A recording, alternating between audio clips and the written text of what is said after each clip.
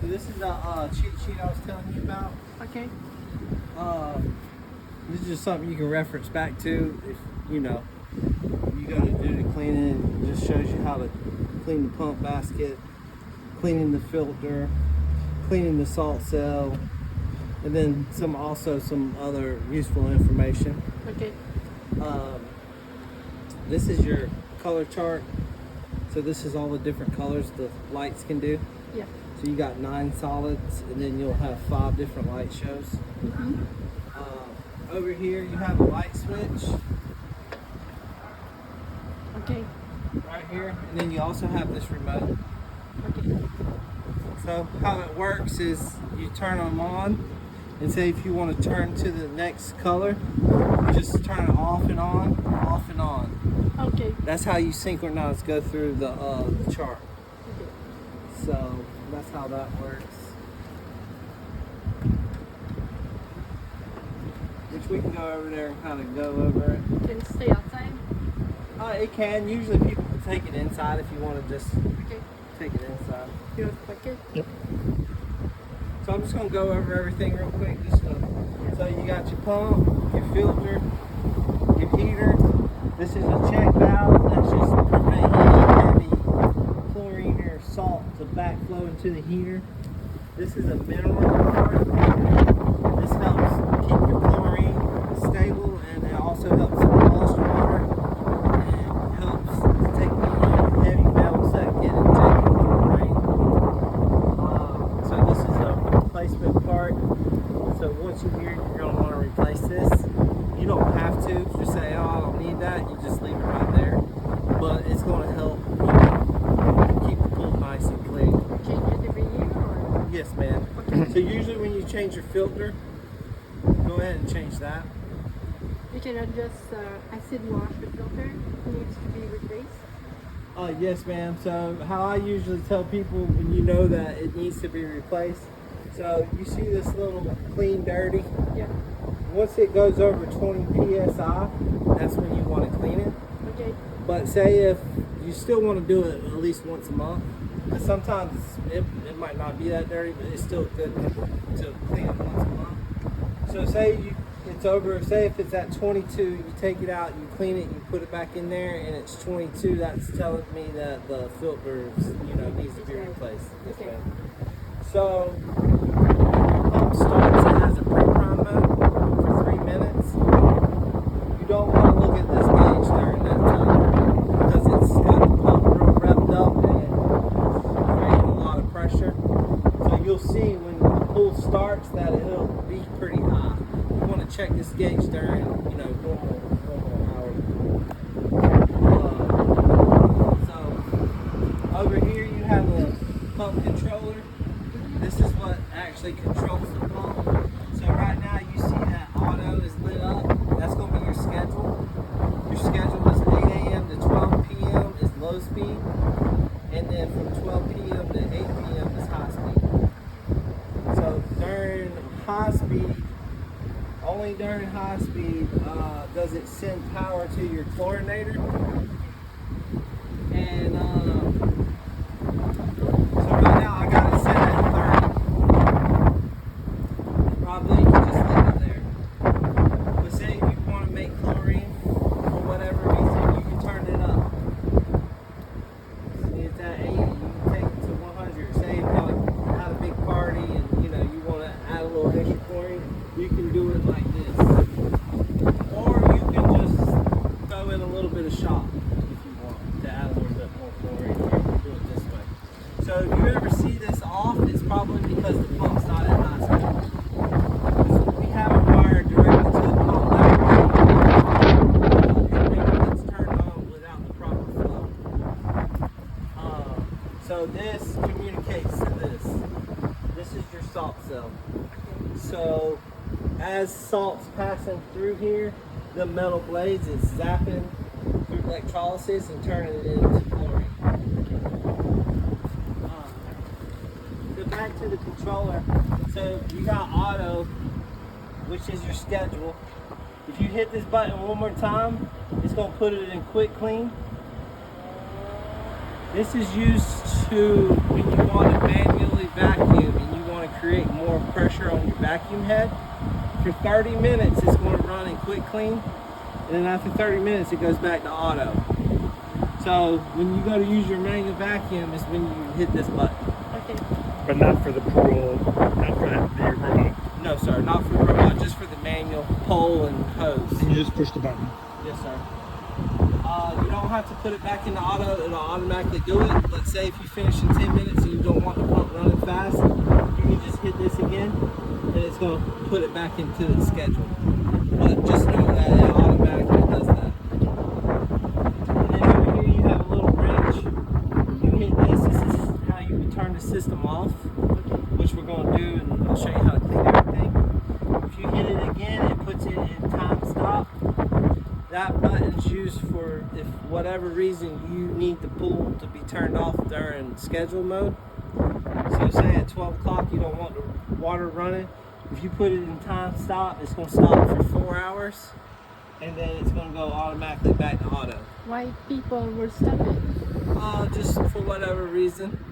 It's just an option to, you know, stop the pool but have it automatically go back. Because if you put it in off, the only time you have to put it back in auto. So all these modes, it automatically goes back to schedule except off. And then you got time run. This is used for if you want to speed the pump up for the heater, or in the morning, say you want to start heating the pool early in the morning, you can hit that button and it's going to run at higher RPM for 6 hours, and then it'll automatically go back to schedule. Because the heater won't kick on low speed. Only on high speed.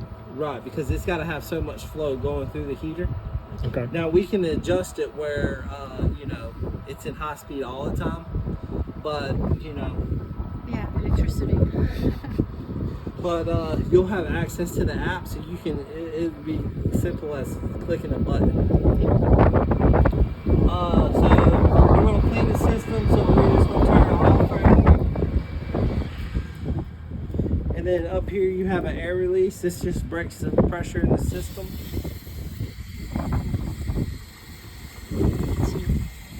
Once that's done, you can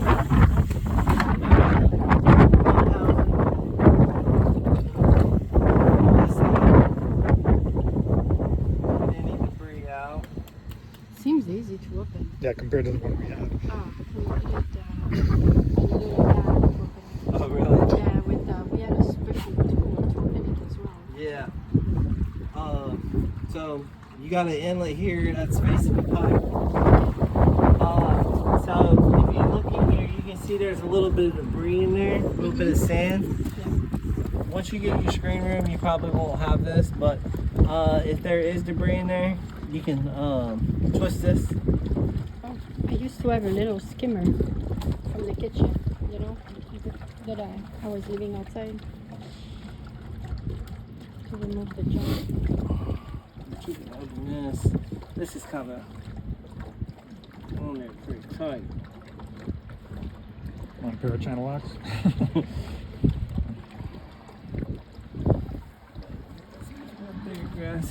Well, this is how you can get the sand out the bottom. Okay.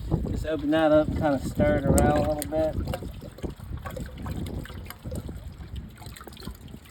Now, if you drain it all the way down, you're going to want to put a little bit of water in there. Okay. But you really don't have to, because this has a pre-priming mode. Mm-hmm.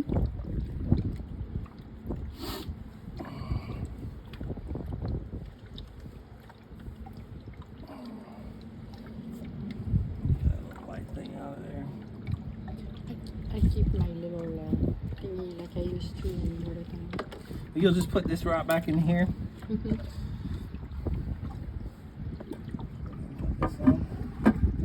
This on it, you don't have to go too crazy with it. Okay. Just like that. And then, so now your pump is clean. For your filter, you just have this little push button here. Mm-hmm. So I'm gonna unlock the housing just like that. Wow.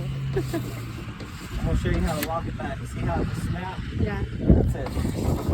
Let's take this off.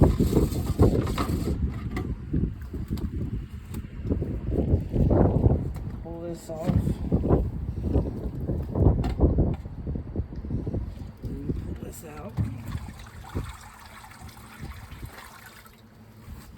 really looks dirty.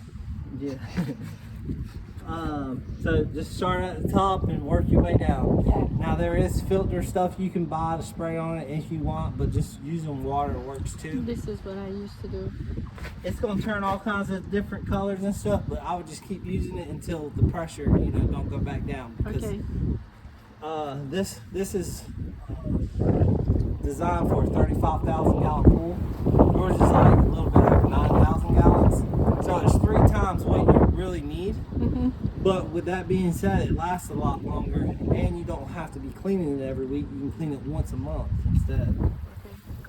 So, say you need to get done yet, they're about $100 cheaper if you buy them off Amazon.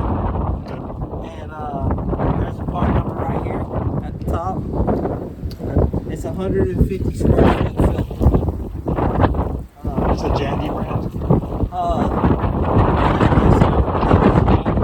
lot of filters take the same filter. So It's a bit like your printer. it's all cleaned out.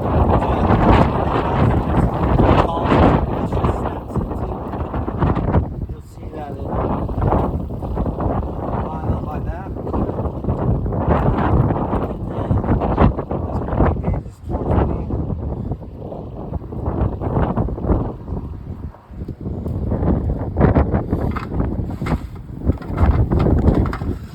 We'll just screw this back on. And once it snaps, you're all done there. It looks easy compared to what we were used to. Yeah. Yeah, I can do it without you. So this don't require no maintenance. This is a replaceable item. So say next year you're gonna pull this, unscrew this. It's like a oil filter. Okay. Get you a new one of these. You can buy these off Amazon or any kind of pool supply store. Just tell them it's a Jandy True Clear. Just tell them it's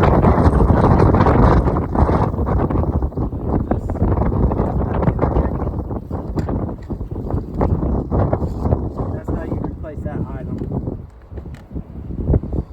And then here's your chlorinator. This is what actually generates the salt. It has a little side glass so you can look in there and see if there's a lot of calcium buildup.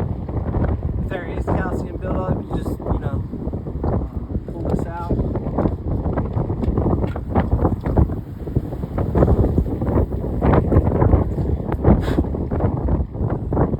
But sometimes it forms up on the back of these. Okay. So it's not a bad idea to, when you're cleaning your filter, just to kind of pull this out and check. Okay. All you do is just stick it back in there, Toothbrush. snap, and you just turn this, and Okay. then you're all done. So that's basically all you do for system cleaning. Okay. Nice. So once I'm done doing that, all I'm going to do is just hit the auto button. What about the air at the top? Just so you leave it open. You leave it open. Okay. You can close it if you want. It's just going to blow the bubbles out in the pool. But you'll see that. Once water comes out, you close it. Yes, sir. You'll hear the.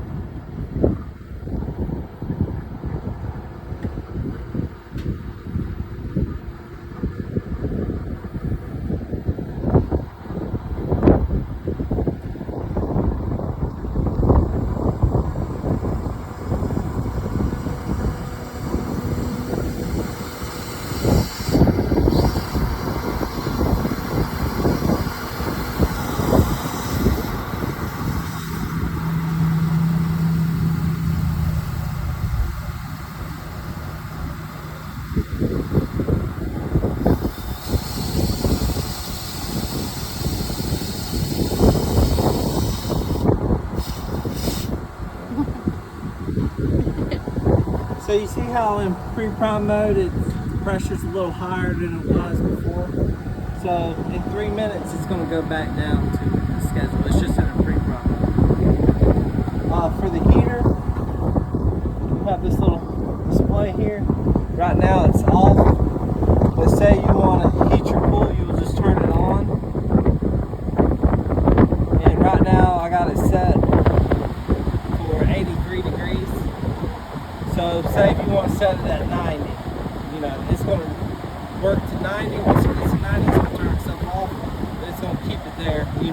turn on every time it goes down 3 degrees. Okay. So you can leave this button on.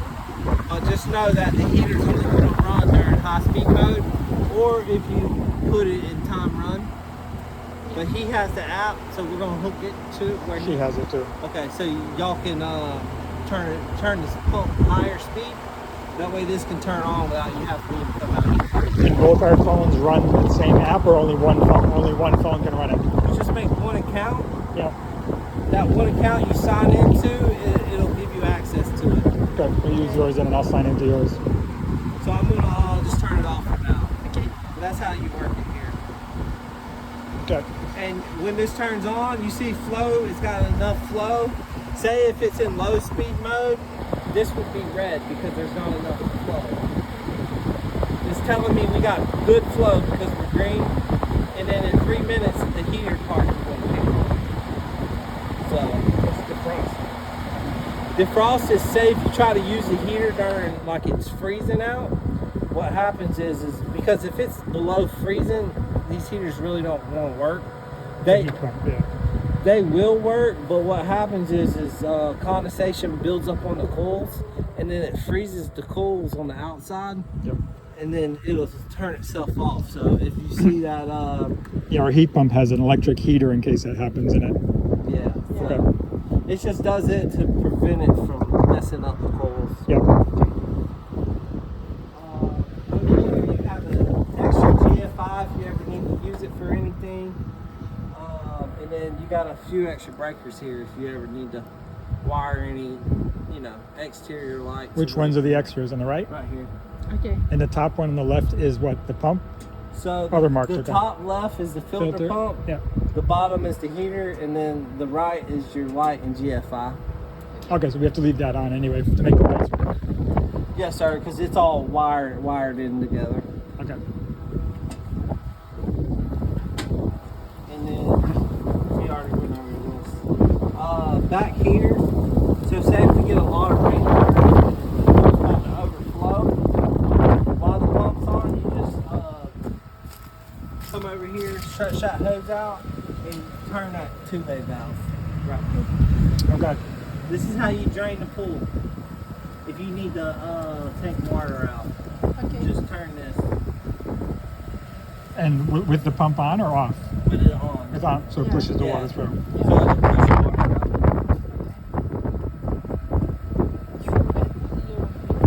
The hose, it's just a hose, you just extend it out. Yeah, so send it down that way, or I almost got enough to go that way, but That's a lot of hose, but okay. yeah. Here's some extra shocks. I'm gonna put one of these in the pool, and that's just because there's no chlorine in the pool, and we don't want this thing to have to work harder than it needs to. But here's an extra bag for you to keep. Okay. A bag of salt. So I have some test strips here, which it'll actually tell you what how much salt you have in the pool, which you have to soak this strip. You just collect the sample, Yeah. drop it in here, and then it'll tell you. So So you just don't dip it like we used to? It has no, these are a little different. You have to let them soak. Yeah. So How long do you have to let them soak for? Probably like 30 minutes or so. Oh, okay. So this is the one that will tell you, your different chlorine, your pH, your alkalinity, and stuff like that. Yes. Which I checked it. It's pretty good. We just need to put some chlorine in there. Okay.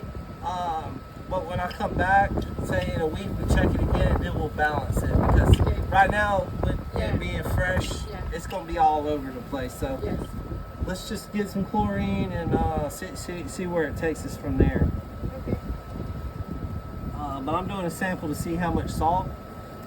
So here's the other thing. When it comes to salt, you don't even have to use that if you don't want, because this right here will tell you when the salt's low.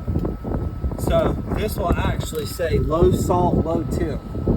So if you see low salt come up on this display, go ahead and put 2 bags in it, That way you don't have to fight the low salt message. 2 bags like this? Yes, The big yes, one? ma'am.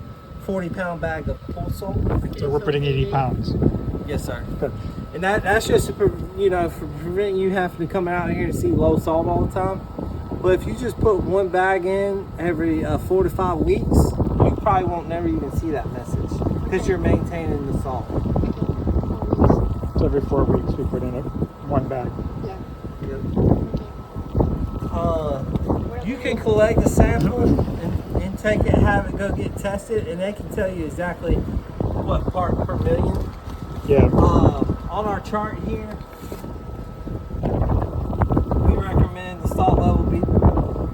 Technically, this system can do from 500 parts per million all the way up to 6,000.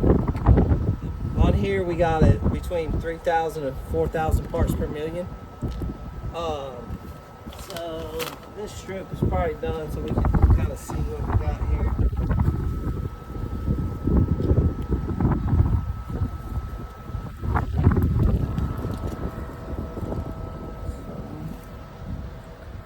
It's looking at it's right at 5,000. So 5,1. So we're at about 2,000. But I also pulled the sample from the top with us added fresh water. Yeah.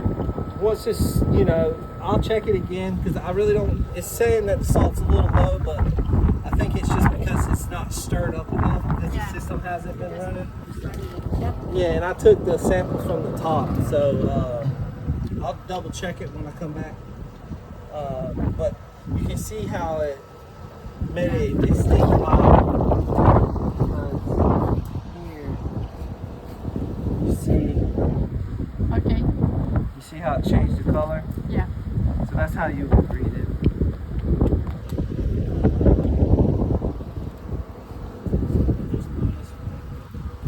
This is in the pool too. This is just conditioner stabilizer.